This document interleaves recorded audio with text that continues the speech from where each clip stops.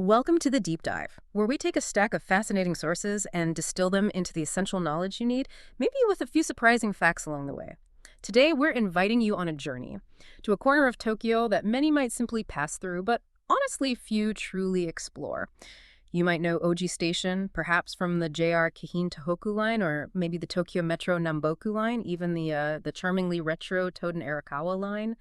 But what if we told you that this northern gateway to Tokyo is, well, it's actually a treasure trove, brimming with ancient legends, some really unexpected natural beauty, and pivotal industrial history, all stuff that's too often overlooked by the bustling crowds. Okay, let's unpack this and discover the layers of Oji. Indeed. We're about to explore Oji, that's O-J-I-I, and it's a district that offers this truly unique blend. Deep tradition right alongside the very foundations of modern Japan. What's really striking here, I think, is that the name Oji itself isn't just a label on a map, it's history. Our sources tell us it originated way back, 1322, the Genko era. The local Toshima clan invited the revered Kumano Wakaoji shrine to settle here. And just like that, what was once a simple farming community called Kishi Village, it became sacred land. Wow, 1322, that really sets the stage. Exactly. It sets the perfect tone for a place steeped in tradition. And our deep dive today, we're drawing from historical accounts, cultural narratives, modern insights. We really want to reveal just how deep Oji's roots go and show you the incredible experiences waiting just beneath the surface. That's a powerful start. Centuries of history right there. And speaking of deep roots, let's begin with maybe the most enchanting story, the ancient one, Oji's profound connection with foxes and the venerable Oji Inari Shrine. This isn't just some quaint local tale, is it? It's a legend that's been passed down, really shaping the local culture. Oh, absolutely, for centuries. Okay, so picture this. During the Heian era, that's roughly, late 8th to late 12th century, foxes from all over the Kanto region would apparently gather on New Year's Eve under a huge enoki tree, a specific one. A giant enoki. And our sources describe how they'd light countless fox fires, Kitsune they're called. And then, this is the amazing part, they transform into humans for this grand fox wedding procession, the Kitsune no Yomeri, all to go and worship at Oji Inari Shrine. It's an incredibly vivid image. It really is. And I was fascinated to learn this scene was even immortalized in ukiyo-e, the traditional woodblock prints, by the master Uchagawa Hiroshik himself. That really cemented Oji's image as this place of mystery and, well, magic. It's compelling, isn't it, how these ancient legends aren't just footnotes in a history book. They're living traditions. They weave this unique cultural tapestry that you can still actively experience today. So where do you see that? Well, first, there's the Oji Inari Shrine itself. It's an incredibly peaceful place, powerful too, beautifully tucked away, still honoring those fox messengers. But to really immerse yourself in the legend, you have to know about the annual Oji Fox procession. The Oji Kitsune no Juretsu. Ah, the procession. Exactly. Every single New Year's Eve, the community brings this legend completely to life. People dress as foxes, their faces meticulously painted, carrying lanterns, parading through the streets. They faithfully recreate that whole ancestral journey to the shrine. That sounds incredible. A completely different kind of New Year's. It really is a unique and vibrant experience. Totally different flavor than, say, the typical crowded temple visits you might find elsewhere. And for a tangible memory, you can find these charming fox-themed the little wooden votive tablets. Right, the prayer plaques. And omamori, the protective charms. Yeah. They sell them right there at the shrine, all fox-themed. That sounds absolutely magical. Okay, so can you trace the physical locations? Like that famous enoki tree, is it still there? Or the spot? Well, the original enoki tree from the legend, that specific one, it's long gone, understandably. But its spirit, you could say, kind of lives on in Nanushi-no-Taki Park. Nanushi-no-Taki. Yes. Many believe this tranquil spot is the rumored site where the foxes gathered all those centuries ago. The park itself is a real hidden gem. Beautiful waterfalls, lush greenery, a proper escape from the relentless urban hum of Tokyo. Sounds lovely. And as you wander its paths, it's actually remarkably easy to imagine the rustling of ancient fox feet beneath the old trees. It connects you somehow to that Heian-era mystique. And if you want to take a piece of that home. Right. If you're looking to bring a piece of this folklore home, there's Oji Yamawaya. It's this delightful general store right across from the Shizusawa Inari Shrine. Now, that shrine is important too. It's a smaller one, marking the actual starting point of the fox procession. Got it. So Yamawaya. Yamawaya offers just this wonderful array of fox-themed merchandise. Everything from beautifully embroidered handkerchiefs and wallets to, Charming little chopsticks rest, all foxes. So not just typical souvenirs. No, exactly. They feel like little pieces of a living legend. It's quite incredible, really, to think you can immerse yourself in a centuries-old legend, not just through stories, but through actual experience and tangible mementos right here in modern Tokyo. Okay, so from mythical foxes and sacred lands, let's shift gears a bit. Oji also played this role as a popular public leisure spot, especially back in the Edo period. Our sources point to a really remarkable place, Asukayama Park. Ah, yes, Asukayama. What's fascinating is that apparently this wasn't a natural hill or parkland. No, not at all. It was a deliberate creation. By the 8th shogun, Tokugawa Yoshimune, is that right, in the 18th century, the Kyoho era, he started this visionary project, planted hundreds, maybe thousands, of cherry trees. Hundreds, yes. Over 600 eventually. And crucially opened it for common people to enjoy, making it one of Japan's very earliest citizen parks. That's right. Possibly the earliest. So people would travel up the Sumida River by boat, specifically to Oji for cherry blossom viewing, picnics, festivities. What made this shogun so, well, progressive? Creating a public park for commoners, not just another private garden for the elite. That's a great question, and it really highlights something important about, historical urban planning. What Yoshimune did with Asukayama Park was indeed pretty revolutionary for its time.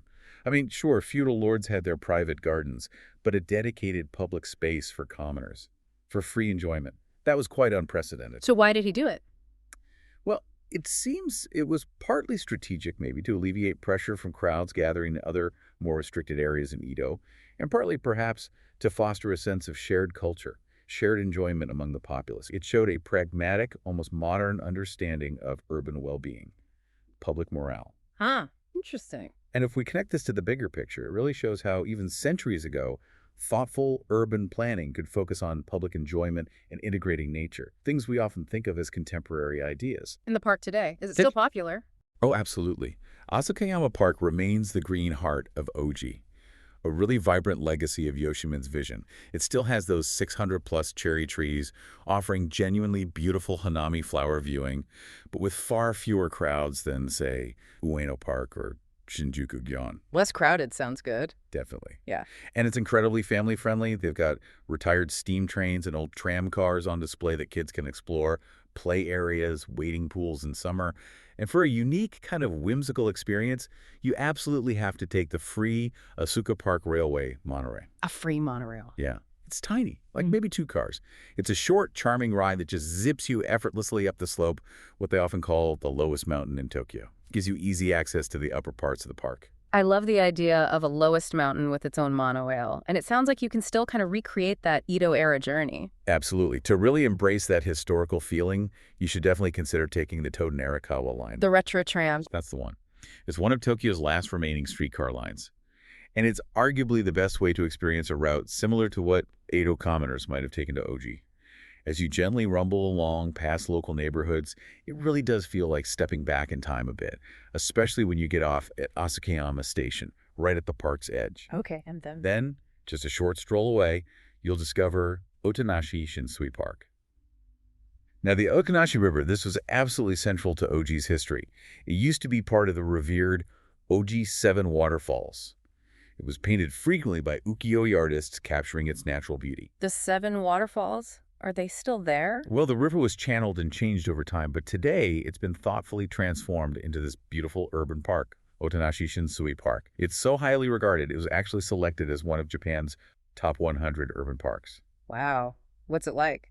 It has this clear, shallow stream, small cascading waterfalls, charming little stone bridges, lush paths meandering alongside. It's truly serene.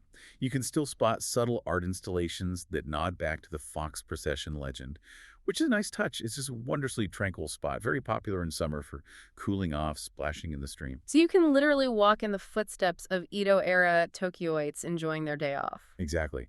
And then find this peaceful urban oasis right in the middle of everything with the gentle sound of flowing water. It's quite special. It's incredible how Oji seems to blend this mythical past with natural leisure so seamlessly.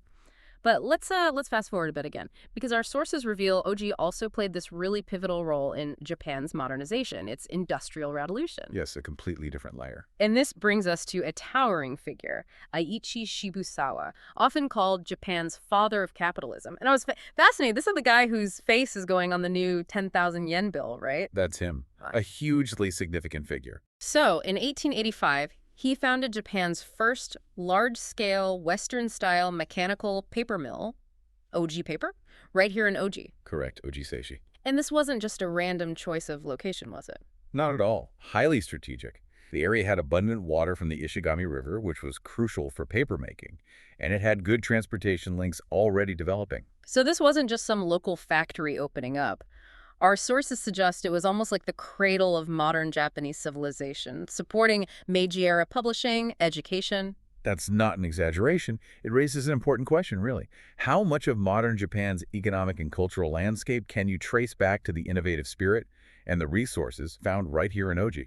So how did this one factory, Shibusawa's vision, how did it really lay that groundwork? Well, Shibusawa's connection to Oji went way beyond just building the mill. He actually chose Asukayama for his own residence. No kidding, he lived in the park area. He did. Spent his later very influential years there.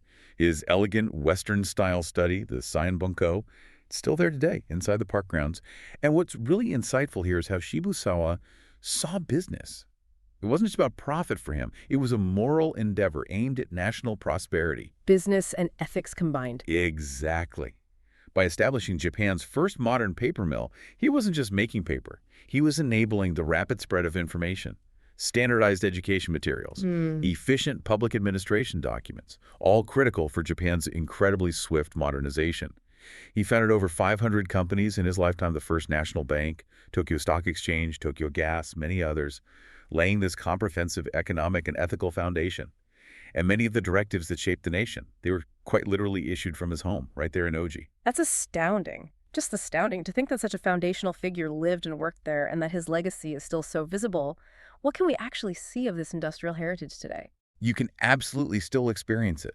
For instance, the former Oji Paper Company building. It's this striking retro red brick structure, one of the very few surviving bits of that original groundbreaking factory. Oh, cool. Is it open?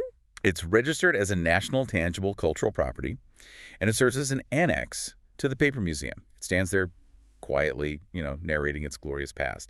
For anyone interested in industrial heritage, it's a definite must-see. And the Paper Museum itself. Also, right there in Asukayama Park. It's fascinating. Lets you dive deep into the, 2,000-plus year history of papermaking. Everything from the delicate art of traditional washi paper to the revolutionary industrial techniques pioneered at Oji. They even offer hands-on papermaking workshops year-round. Gives you a real connection to the craft. Hands-on workshops sound great. Yeah, they're really popular. And then, of course, there's the Shibusawa Memorial Museum, also in Asukayama Park. That gives you the detailed story of his incredible life, his achievements, his philosophies, and his study, the Seinbunko, that elegant Western-style building, is also open for visitors. A real glimpse into the mind of a visionary. Plus, there's a bronze statue of Shibusawa standing high in the park, kind of overseeing the land he loved and transformed. Wow, so much history packed into one park. It really is. But Oji's influence, it extends even to the broader cultural refinements of the Meiji era. Just a short distance away, you'll find the stunning Kyufurukawa Gardens. Kyufurukawa, I think I've heard of that one. Roses. That's the one. Famous for its roses. Yeah. It's this beautiful, tangible example of the East-West cultural fusion happening in that period, directly influenced by the elite society Shibusawa helped shape. It elegantly blends this grand Western-style mansion designed by the famous British architect Josiah Conder and a vibrant rose garden, with a serene, traditional Japanese garden, created by the landscape master Chihei Ogawa. As you wander, you can almost feel the refined culture of the Meiji elite. It's gorgeous for roses in spring and autumn, obviously. Yeah. But also the kokoro, the heart-shaped pond, and the autumn leaves are stunning. You can even have matcha in the traditional tea house there. A really peaceful moment. It sounds like Oji isn't just about industry then, but also about the lifestyle and culture that flourished during that pivotal time. Are there any local spots, maybe shops or cafes, that capture that long history and local charm? Absolutely. Oji has really maintained its local character through generations. It's not just museums and parks. For example, there's Meijido. It's a bakery. It looks kind of modern outside, maybe. Yeah. But it carries a surprising amount of history. It was actually founded during the Meiji era itself. A Meiji-era bakery. Still going. Still going strong. Yeah. It's a beloved local spot, famous for things like honey croissants and fruit Danish. And they have a cozy cafe upstairs. Then there's Ishinabe Shoten. This is on the charming path that leads up towards the Oji Inari Shrine. This shop has over 130 years of history. Specializes in traditional Japanese sweets like kuzumochi, anmitsu, tokoroten, and you can step inside, enjoy these treats in this wonderfully traditional setting. They have Edo-era ukiyo-e prints on the walls. It really connects you to Oji's enduring past. Kuzumochi. Sounds lovely. These places, they aren't just shops, are they? They're living testaments to Oji's continuous evolution, from sacred village to industrial engine to vibrant community. It kind of raises an important question, doesn't it? In our fast-paced world, what value do we find in these layers? History, mythology, quiet innovation. How do they shape our understanding of a place like Tokyo? What an incredible journey we've taken. Through Oji. Seriously. From mythical fox gatherings under an ancient tree, a shogun's visionary public garden, to the birthplace of Japan's modern paper industry and the home of, well, a founding father of Japanese capitalism, Oji truly offers such a different side of Tokyo, something you just won't find among the flashing neon lights and the towering skyscrapers. It feels like a place where every corner tells a story. History isn't just preserved in museums, it's interwoven into the fabric of daily life, just waiting to be discovered. So what does this all mean for you, our listener? Well, we invite you to slow down, Yeah. maybe take that ride on the charming Toden-Arakawa line, and just genuinely wander through Oji. Picture yourself maybe picnicking under the cherry trees in Asukayama, listening to the gentle flow of water in Otonashi Shinsui Park, touching the historic red bricks of that old paper mill building. And maybe, on a quiet New Year's Eve, perhaps even feeling the mysterious presence of a fox spirit passing by. Who knows? Oji reminds us, I think, that true richness often lies not in what's loudest or most visible, but in the layers of memory, tradition, and quiet innovation that are just waiting patiently beneath the surface. It prompts us to ask ourselves, maybe, what other hidden stories, what other profound histories are waiting just beneath the surface of the places we think we already know, if only we take the time to truly look and to listen.